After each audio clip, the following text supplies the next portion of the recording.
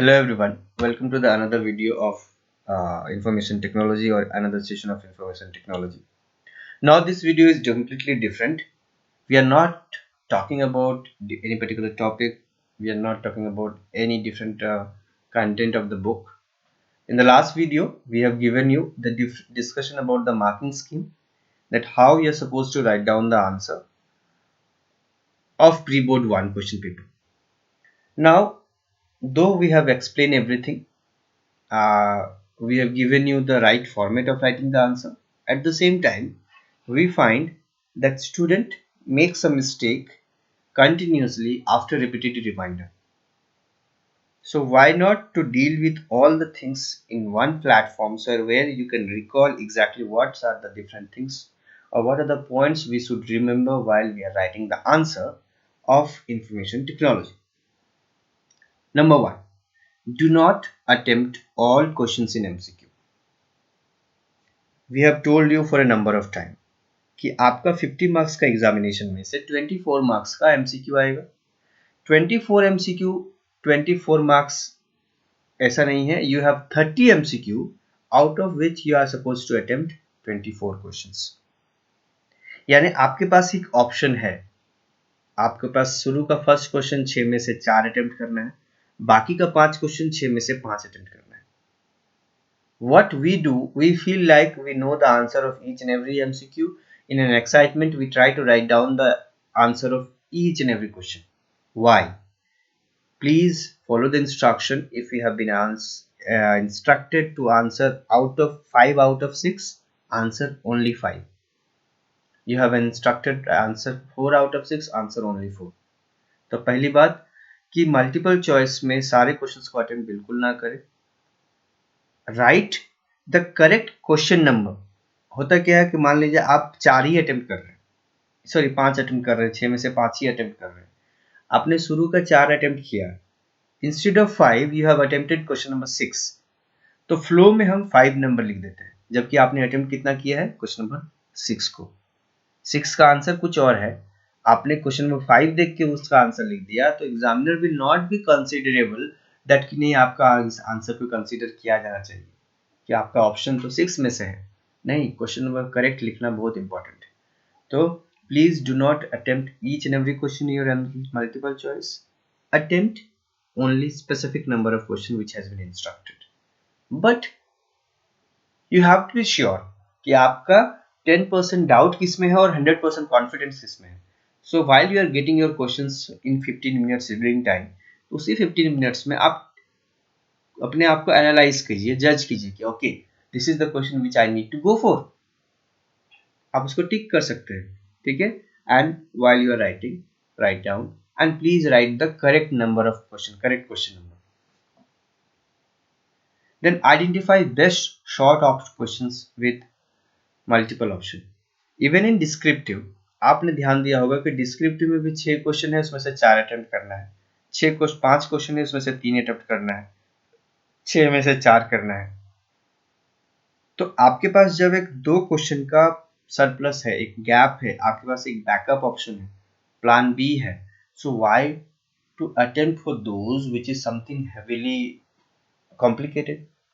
हो सकता है कि आपको उस 6 क्वेश्चन में से कोई 4 क्वेश्चन जो आपको सबसे बेहतर आप लिख सकते हैं, तो आपको वो पता करना होगा कि आपका जो करंट लेवल ऑफ अंडरस्टैंडिंग है, आपका जो सब्जेक्ट नॉलेज है, उसके बेसिस पे कंटेंट का जो आपको फर्स्ट नॉलेज है, जो टॉपिक का आइडिया है, उसके लेवल बेसिस पे आप उस 6 में से बेस्ट 4 किसको अटेम्प्ट कर सकते हैं।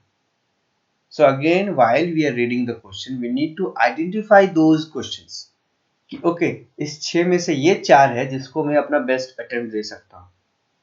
और अगर उन 4 में से किसी का भी आंसर में से आपको कोई पॉइंट है जो आपको तुरंत याद आ रहा है, जो आपको लगता है कि नहीं मैं जब लिखूंगा तो हो सकता है भूल जाऊं, तो उस पॉइंट को आप बहुत ही छोटे फॉन्ट साइज में क्वेश्चन पेपर पे लिख कर रख सकते हैं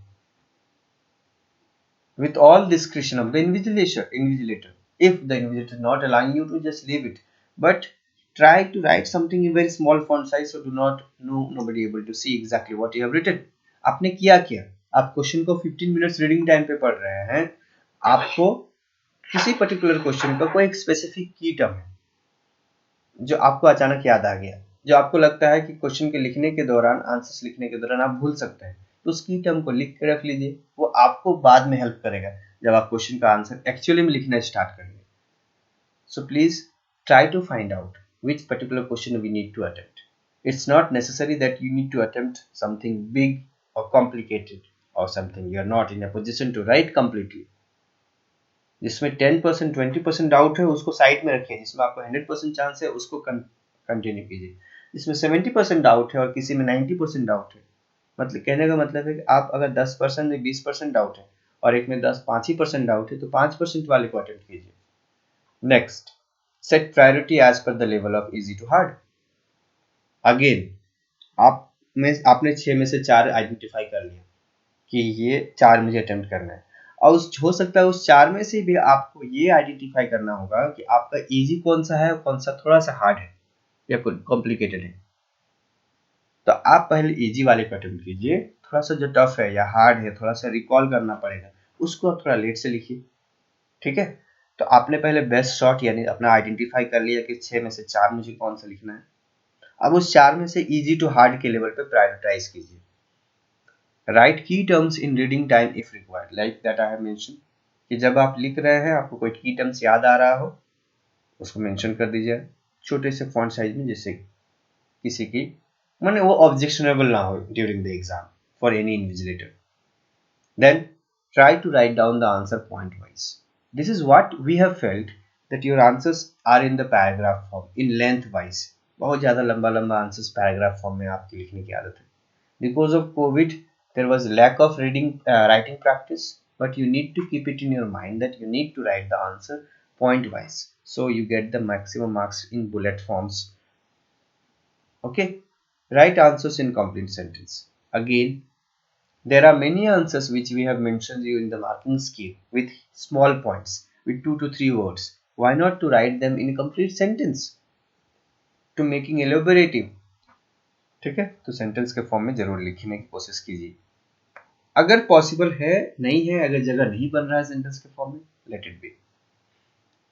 for 2 marks right minimum 3 to 4 points with elaboration. 2 number का क्वेश्चन है, आपको लगता है कि 2 सेंटेंस लिख दिए, 2 पॉइंट लिख दिया, you are suppose to get 2 marks. No dear, please keep it in your mind, you are giving a board examination of class 10, you are writing a question for question mark 2 marks, you need to write at least 3 points, max to max 4 points, and that has to be in a complete sentence form. ठीक है, तो ये दिमाग में जरूर रखिए. Underline की terms, this is what we do at the very end, सबसे लास्ट में कर सकते हैं. ठीक है, की टर्म्स को हाईलाइट करने का काम. Use specific keyword while writing features और कैरेक्टरिस्टिक. आपको पूछा गया था फीचर्स ऑफ www, पूछा गया था आपको features of www. Wait a minute please.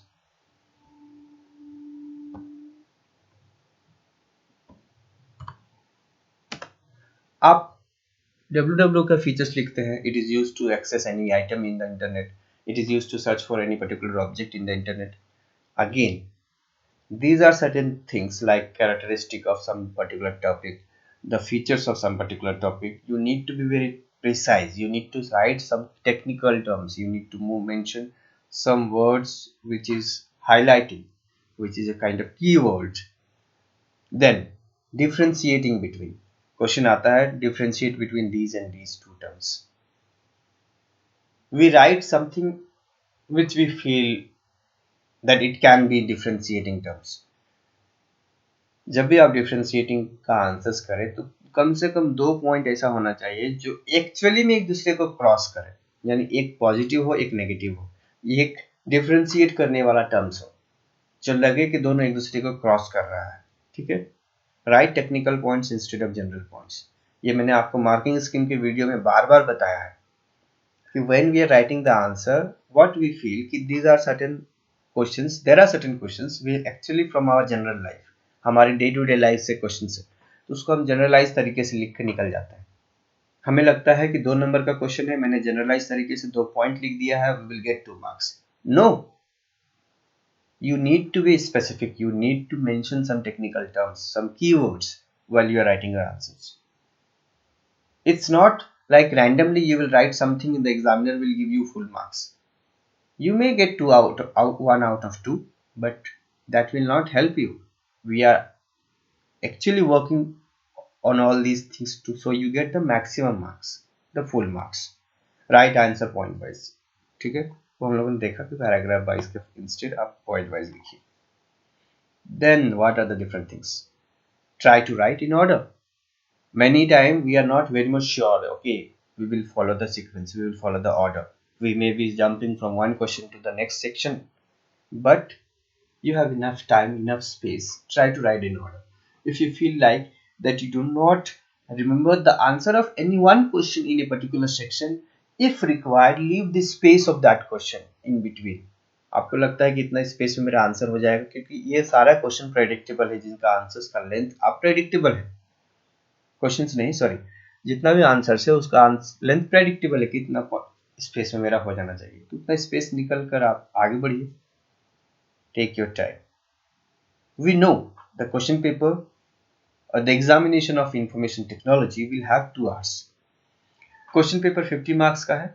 जब आप क्वेश्चन पेपर को लिखना स्टार्ट करते हैं तो आपको लगता है कि मुझे सारा आंसर्स आता है, आप काफ़ी एक्साइटेड हो जाते हो, आप आंसर्स लिखना स्टार्ट करते हो। You find that you have finished writing the entire paper in 45 minutes to 1 hour। क्या आपको 1 घंटा पहले एग्जाम हॉल से निकलने दिया जाएगा? बिल्कुल नहीं। You will be sitting there 1 hour for doing nothing। Why? Use that time। How? By writing, working on your writing skill, by working on the highlighting terms, by working on the designing of answer script, by working on proper full answers of each and every questions। आप काफ़ी easily काम होकर answers को सोचिए, one by one लिखिए, अपना best shot दीजिए अपने हैंड राइटिंग के लिए, क्योंकि आप बहुत आराम से भी अगर लिखेंगे, काफ़ी आराम से, काफ़ी रिलैक्स होकर लिखेंगे, काफ़ी सजा कर लिखेंगे, अंडरलाइन करके, हाईलाइट्स करके, तब भी आप 1.5 आवर में आराम से पेपर को फिनिश कर सकते हैं। What I am trying to say कि आप अच्छे से हैंड राइटिंग बैठा कर लिखिए, पॉइंट वाइज लिखिए, हाईलाइट करने का काम आप सबसे एंड में कीजिए, दोबारा रीडिंग करके, जिससे आपका कोई इंपॉर्टेंट पॉइंट अगर मिस हो रहा है तो उसको आप स्पेसिफाई कर सकते हैं उस सेकंड रीडिंग में जब एंड में करेंगे, ठीक है।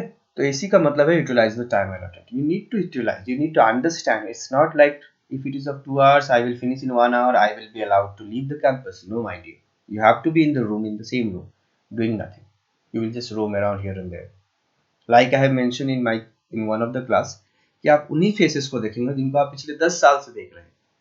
तो उनका फेसेस देखकर टाइम बर्बाद करने से अच्छा है कि आप अपना समय उस पेपर पे दीजिए जिसपे आप मैक्सिमम स्कोर कर सकते हैं, जहां पर आपके पास समय है, क्वेश्चंस का क्वांटिटी कम है। So please don't be in a Hari, don't be in a Hari, don't be panic, don't get excited, write down with calm, with patience, and understand what actually question has asked you, and try to recall the best technical terms, best answer from your mind, and put it in your answer script. Okay, so this is what we are trying to mention. You give it a best shot. You are having your pre-board 2 examination in coming days. Prepare yourself, find out where you are lacking, whether it is step based question, whether it is SQL based question, anything. We are trying again and again to just give you the best content before your board examination, so you give your best. This is what we have. Okay, so all the best children for your board examination, give your best shot. Thank you.